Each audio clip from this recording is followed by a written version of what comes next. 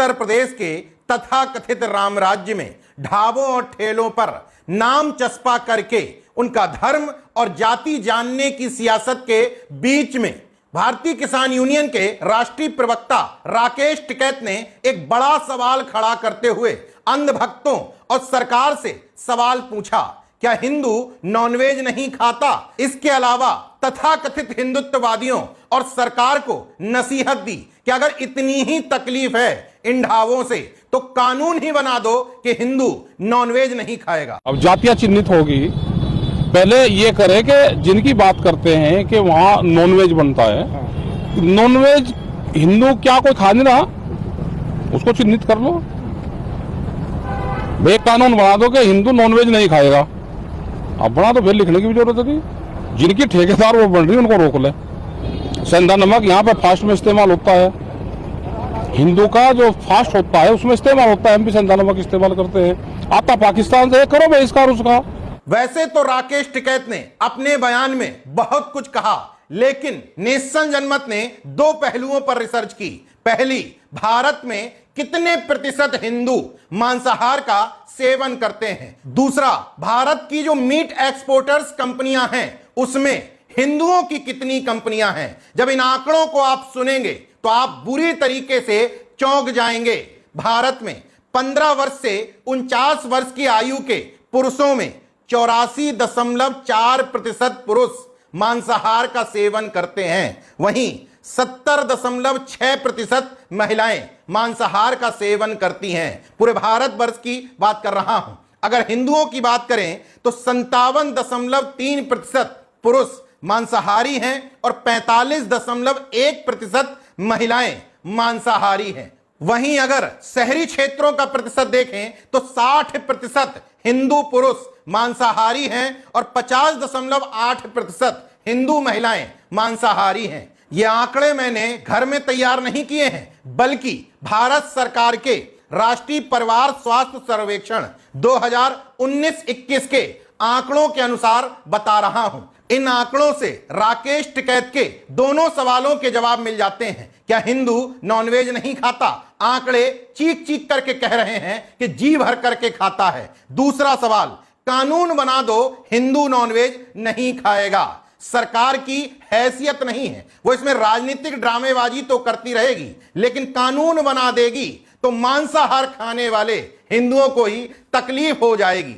अब तीसरी बात, लगातार इस बात पर सवाल उठ रहे हैं कि जितने भी ढाबे थे मुजफ्फरनगर में लाइन से, उनमें ज्यादातर ने अपनी मूल पहचान यानी कि इस्लामिक पहचान को छुपा करके किसी हिंदू नाम से ढाबों के नाम रख लिए थे। ऐसे तथाकथित हिंदुत्ववादियों के मुंह पर जोरदार तमाचा लगाने के लिए दूसरी रिपोर्ट, भारत देश से विश्व भर में सबसे ज्यादा मीट एक्सपोर्ट करने वाली कंपनी का नाम है अल Kabir exporters private limited.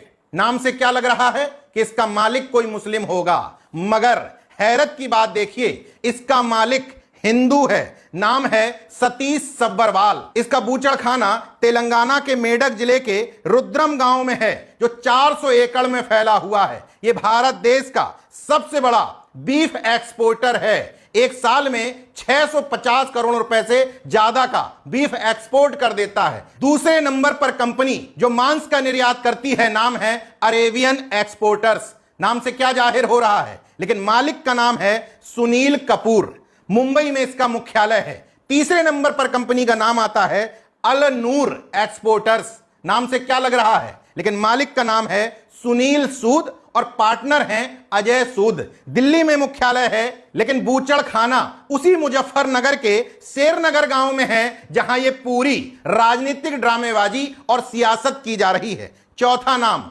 AOB exporter. हालांकि नाम से कुछ भी स्पष्ट नहीं होता, लेकिन मालिक का नाम है ओपी अरोड़ा और इसका बूचड़खाना है लखनऊ से सटे उत्तर प्रदेश के उन्नाव में। पांचवी कंपनी स्टैंडर्ड फ्रोजन फूड्स, मालिक का नाम है कमल वर्मा। बूचड़खाना है लखनऊ से सटे उन्नाव के चांदपुर गांव में।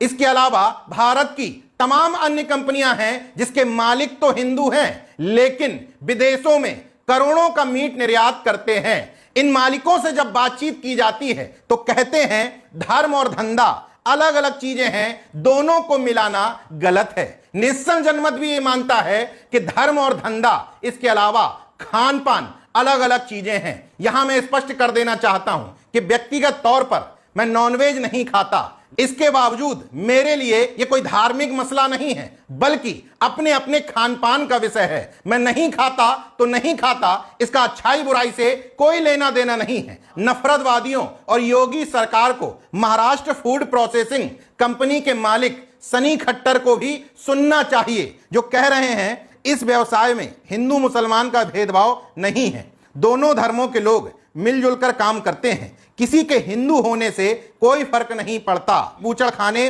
बंद हुए तो हिंदू मुसलमान दोनों को नुकसान होगा। अगर हैसियत और हिम्मत है किसी भी तथाकथित हिंदुत्ववादी सरकार में, तो मुस्लिमों के नाम पर रखे हुए हिंदू कंपनियों के इन एक्सपोर्टर्स के नाम बदलवाए। और अगर हिम्मत है तो राकेश टिकैत के कहे अनुसार यह कानून बना दे कि हिंदू धर्म का व्यक्ति नॉनवेज खा ही नहीं सकता। क्योंकि सरकार को भी पता है कि नाम बदलने का राजनीतिक ड्रामा करते रहो, लेकिन अगर यह कानून बनाने की कोशिश की कि हिंदू नॉनवेज नहीं खा सकता, तो जो तथाकथित तनातनी है वो सबसे पहले विरोध करने आएंगे। कुल मिलाकर के निस्सन जनमत का मकसद किसी की नाजुक वाली छुई मुई भावनाओं को आहत करना नहीं, बल्कि यह बताना है नॉनवेज खाना या न खाना सरकार का मसला नहीं, बल्कि नितांत तौर पर निजी मसला है। वे वजह में अगर इस मामले पर